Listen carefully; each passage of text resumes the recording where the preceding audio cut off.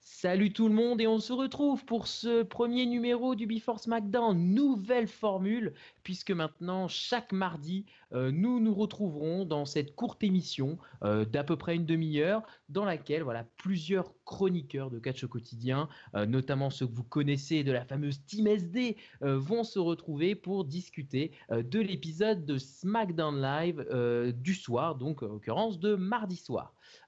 Au programme, aujourd'hui, nos sujets retenus tous ensemble pour en discuter. La rivalité pour le championnat des États-Unis. Nous verrons la suite de la confrontation entre Randy Orton et Jinder Mahal.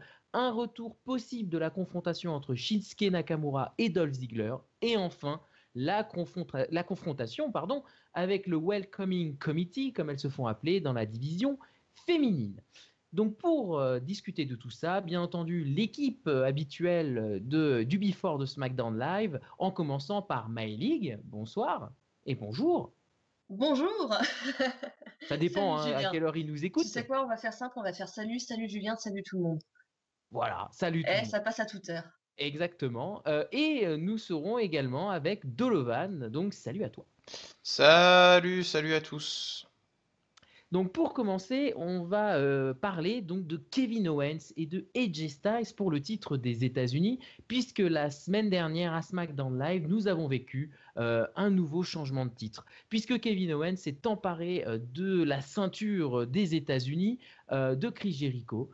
Qui quant à lui s'en est allé pour sa tournée avec Fozzy, non pas sans certaines blessures sévères que lui a affligé son adversaire.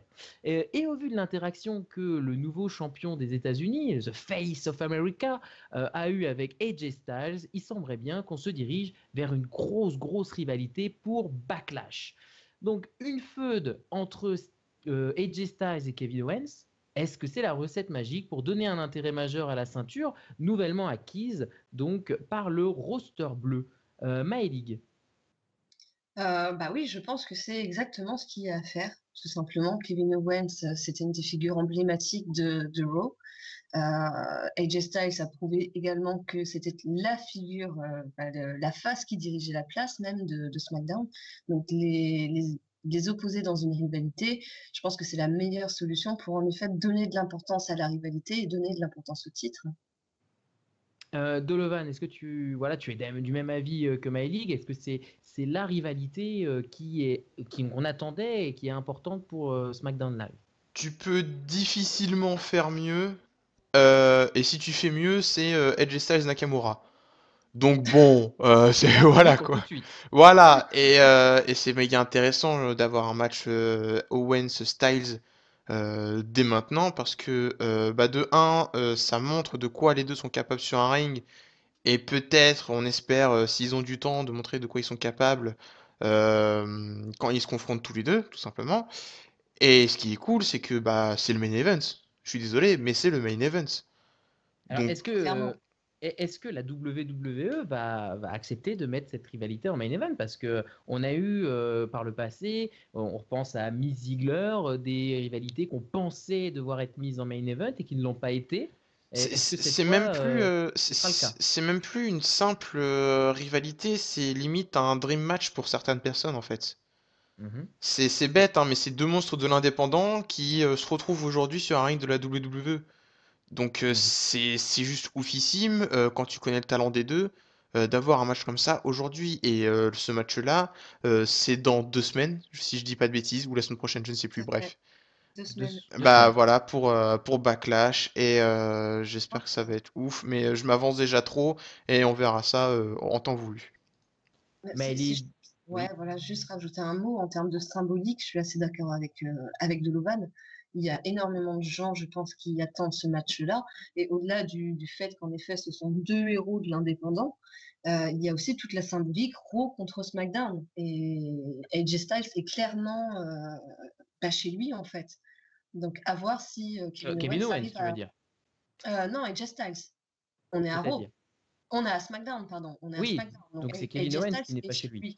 Donc Voilà. c'est à Kevin Owens. Voilà. Est-ce que Kevin Owens va être capable justement de s'approprier le public de SmackDown aussi? Et je vais rajouter une dernière chose qui est méga intéressant, c'est que d'un côté tu as l'ancien champion Universal et de l'autre ben ça recommence, l'ancien champion de la WWE et c'est juste ouf parce que ça rappelle les Survivor Series de l'année passée. Voilà. Ce que Delevan nous fait comprendre, c'est que ce sera une rivalité canine. Hein. Voilà, on est avec des anciens. Voilà, beaucoup d'anciens. Voilà, une rivalité celui qui va avoir du chien. Ouais. Exactement. Tant que c'est Ça, pas Roman Reigns, Big Dog, merci. en espérant que l'un n'ait pas une dent contre l'autre. C'est tout ce qu'on espère. Euh, en- voilà, il faut que vous sachiez, voilà, les podcasts n'empêcheront pas les vannes de merde. Elles seront toujours autant présentes. Et en On commentaire, t'écoutera vous pas. aurez, voilà, en commentaire, vous pourrez les critiquer, les adorer et même nous en proposer d'autres qu'on pourra éventuellement réutiliser. En tout cas, comme tu disais, Dolovan, il reste 2 semaines avant Backlash.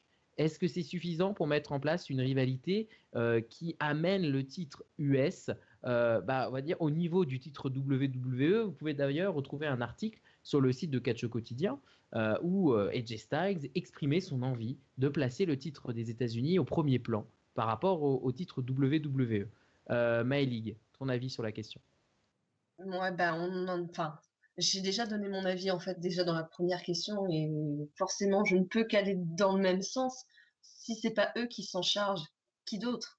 Enfin voilà, on a juste Kevin Owens et Jay Styles. C'est les deux gars qui ont entre guillemets porté le roster sur leurs épaules, qui ont vraiment représenté Raw et SmackDown ces derniers mois.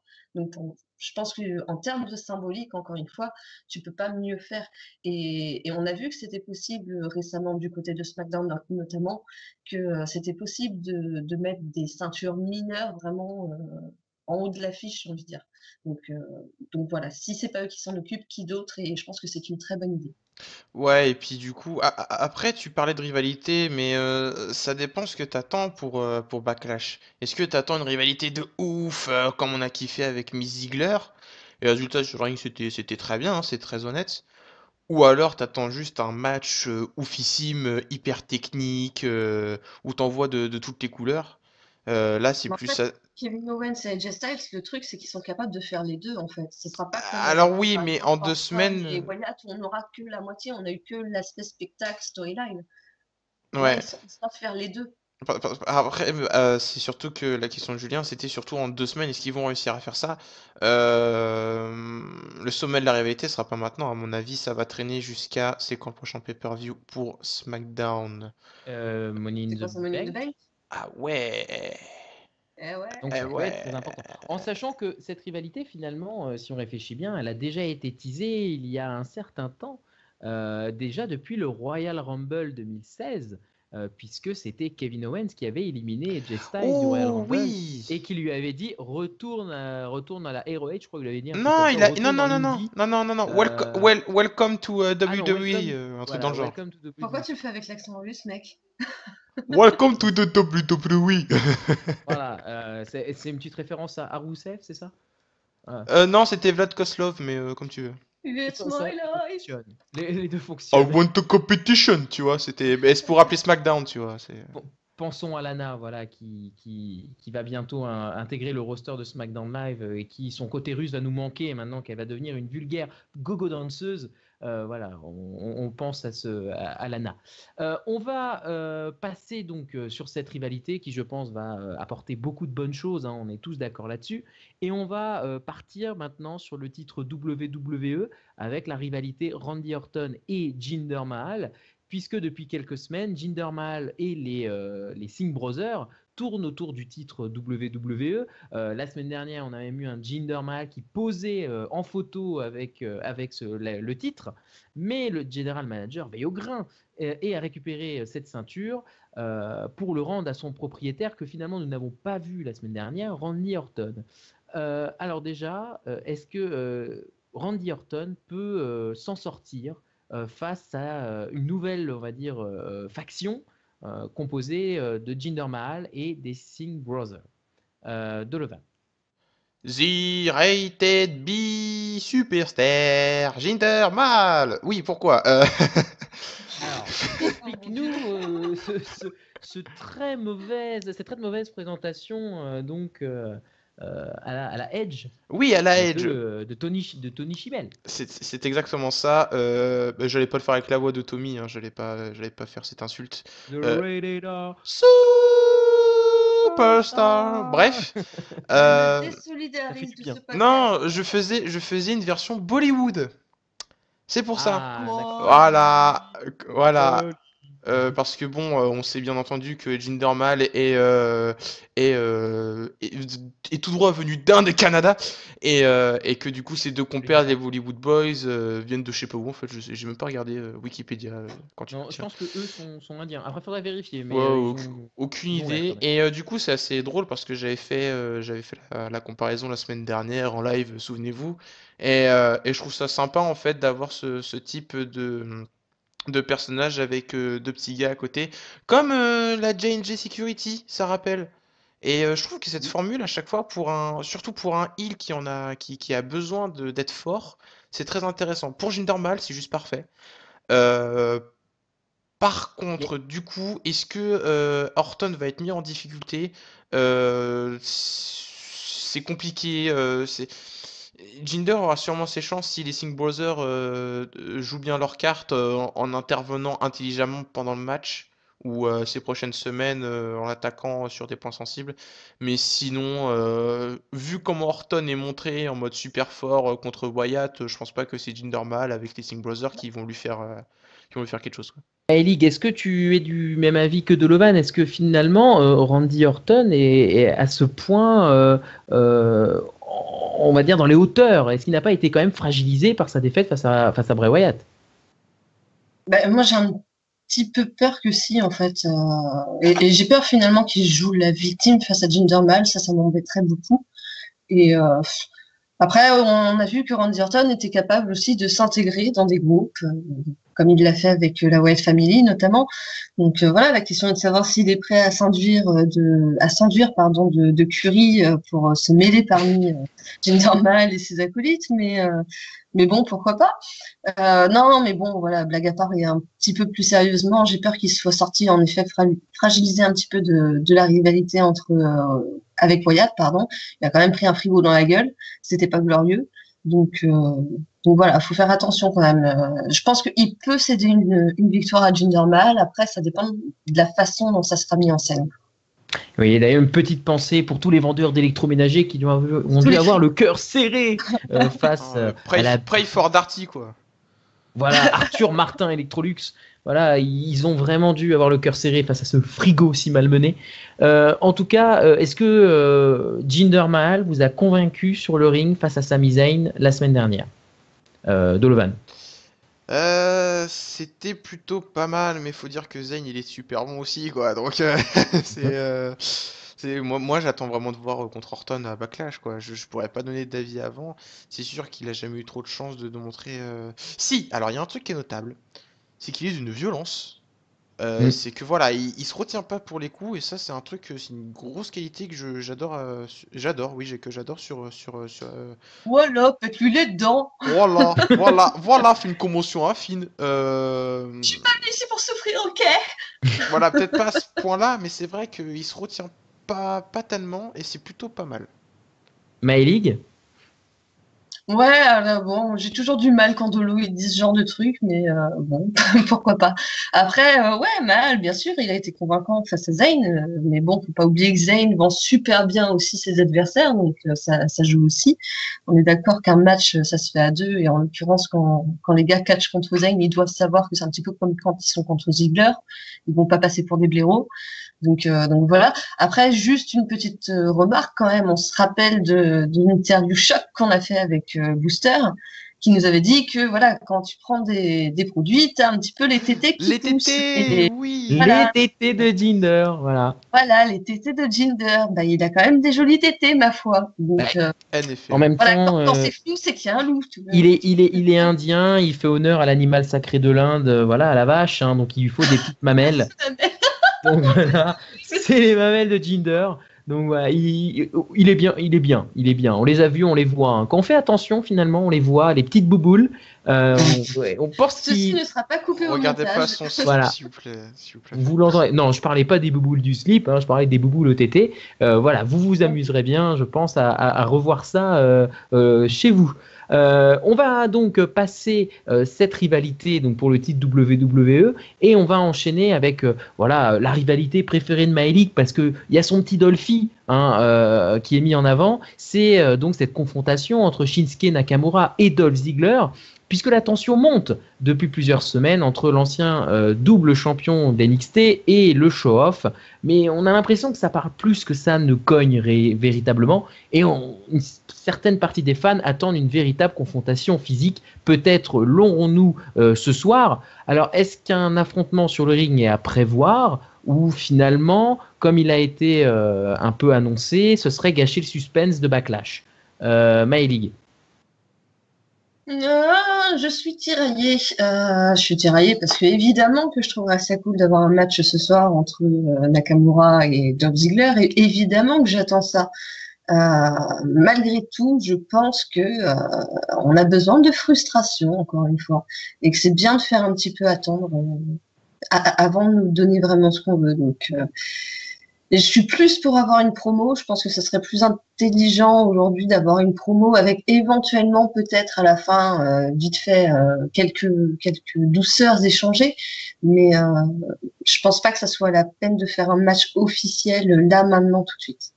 J'ai une question à vous poser avant de donner la parole à Sami Zayn. Oui, à notre Sami Zayn qui est avec nous ce soir. C'est sur mon image de présentation, donc tu peux dire exactement. aussi Sami Zayn.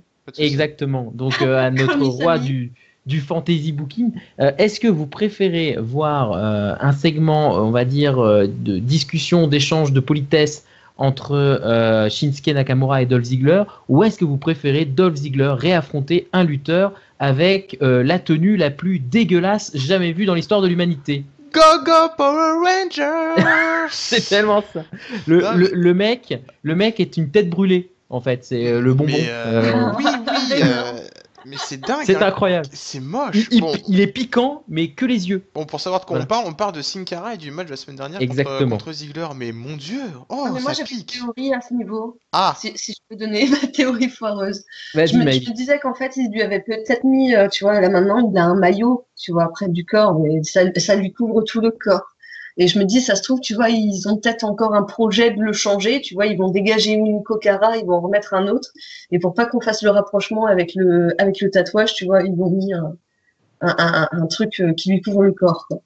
Ah, mais c'est pas bête du tout, tu sais ça? Je sais pas du tout de quoi elle parle, mais ouais. Mais si, ça rend Sin Cara encore plus interchangeable. Voilà. Ah, en mode plan, tu sais. C'est le développement durable. On peut recycler Sin Cara, on peut mettre quelqu'un d'autre quand l'autre il est usé. Mais si ça se trouve maintenant Sin Cara c'est Simon Gotch en fait. Je suis pas sûr quand même. Parce qu'il y avait un peu de talent encore dans Sin Cara. Ah, c'est ça, ouais. C'est Jack Swagger. Ah, ça Swagger. Et puis il parle pas mal de Simon Gotch, tu sais que ça fait pleurer Aiden English. Oui, c'est pas faux. Et ça, c'est pas gentil.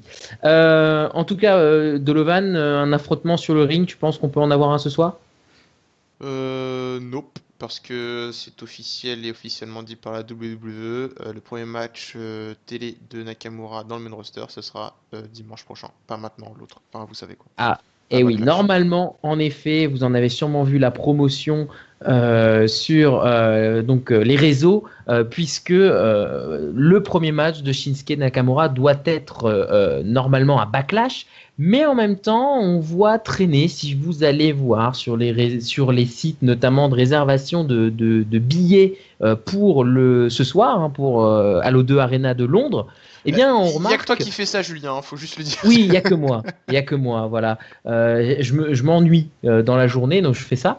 Eh bien, notamment le match qui est présenté comme étant celui qui doit vendre le show, c'est un six-man tag team entre Nakamura, AJ Styles et Randy Orton face à Owens, Mahal et Ziggler. Et ça a notamment eu lieu en main event de Live Event.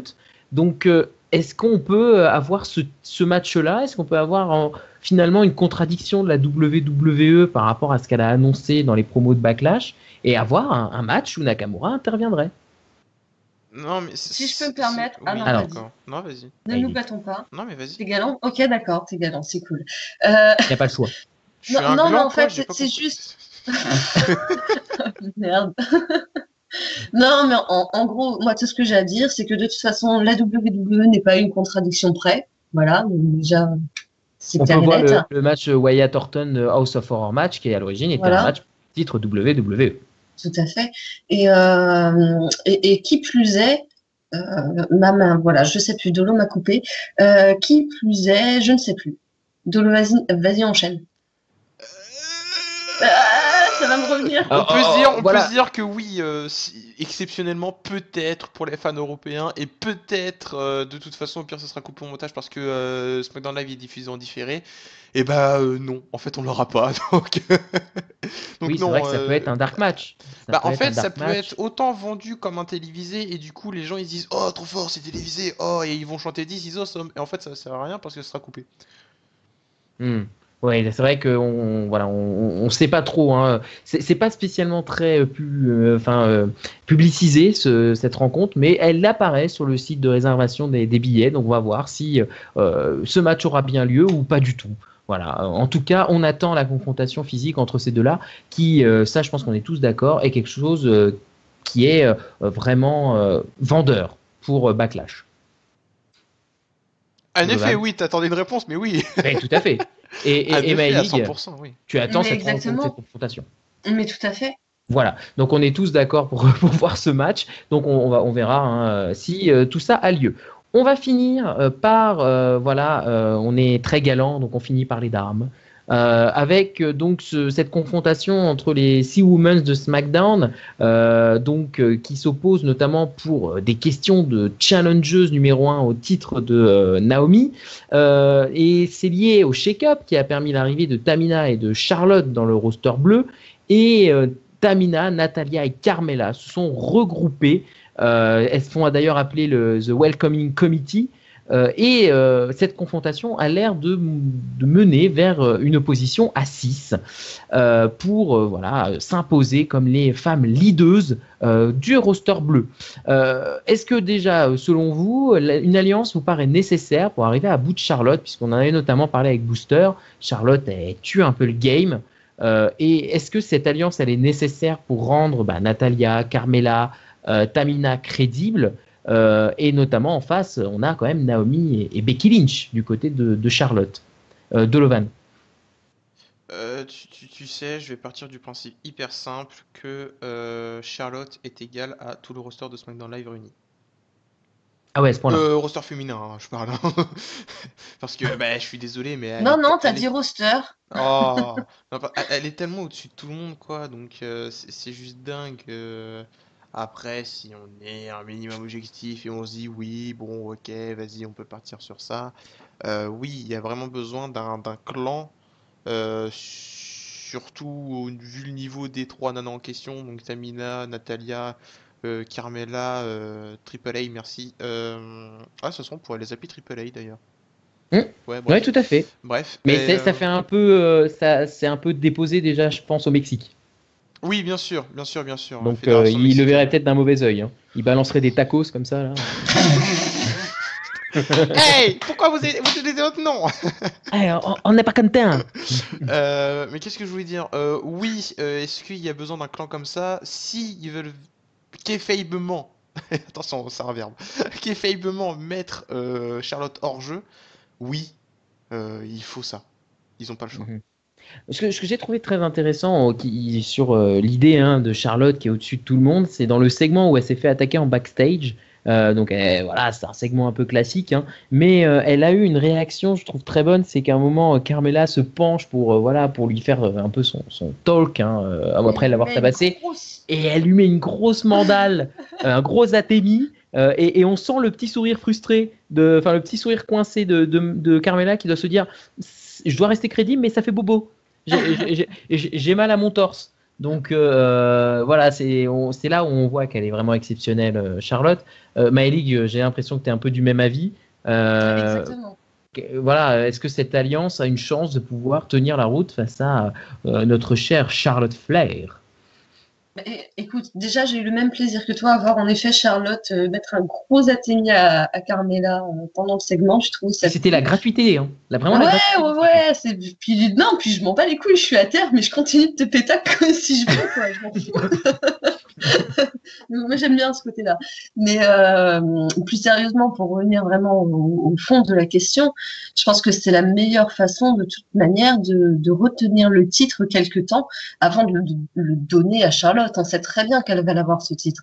Après, la question, c'est comment on va faire durer le suspense pour pas qu'elle bouffe toute la division dès son arrivée. Et voilà, la WWE et particulièrement SmackDown ces derniers temps a montré qu'ils étaient bien branchés match pour tout. Donc à partir de ce moment-là, je pense qu'on peut s'attendre en effet à une alliance et une coalition avec d'un côté Tamina, Natalia, Carmella et le petit James Ellsworth. Hey, c'est Franklin, il est toujours là. Et What? Mais d'où? Mais pourquoi? mais parce qu'il a une tête de Franklin, mec. Il a pas de menton, gars. Il compte 2 par 2, Mais il fait c'est la vrai. chaussure. Mais Mais ouais, c'est super vrai en plus ce que tu dis là. tout ce que je dis est Oui, vrai, Lovan, c'est paroles voilà. d'évangile. Appelle-moi Ce, Ertrou, savez. ce Before La SD est vérité. l'occasion de se rendre compte que James Ellsworth ressemble à la tortue Franklin. Et ça, c'est Ah, c'est c'est important. énorme. C'est important. Mon enfance brise. Merde. Oh, non. Eh oui. Bref, revenons à nos moutons, parce que bon, quand même, on a des choses intéressantes à dire. Bah non, à nos Mais, tortues. oh, ta gueule. Et bim! Allez hop, un athémie sur le torse. Voilà. Et ouais, donc du coup, et Tamina, ouais, donc voilà, je disais Tamina, Natalia, Carmella, et avec en face Becky Lynch, Charlotte et Naomi. Et je trouve que c'est intéressant parce que du coup, ça nous mène à un face turn de Charlotte, et je pense que Julien a des choses à nous dire à ce sujet-là également. Et oui, puisque en effet, ce face turn, je pense, n'est apparu que, enfin, est apparu aux yeux de tout le monde, hein, et n'était pas vraiment caché, puisque la pop qu'a reçue Charlotte était assez exceptionnelle. Est-ce que pour vous, faire ce face turn avec Charlotte, c'était une bonne idée ou pas? Ou est-ce qu'il fallait garder un peu ce personnage applaudi, mais en même temps avec une attitude plutôt heel, qui était peut-être un personnage plus équilibré et plus à l'image de la The Non, Queen? Julien. Non, ce n'est pas un face turn. C'est une Ah! flair turn. Voilà, elle joue son personnage, quoi. Ah, qu'est-ce qu'une flair turn pour vous expliquer? Quand Ric Flair était trop populaire, bah du coup ils essayaient de le faire face, mais finalement il était mis en heel, donc du coup il était re-heel, et en fait quand il était trop populaire, bah il remettait face, etc. etc. Bonne soirée, j'avais que ça qu'à dire.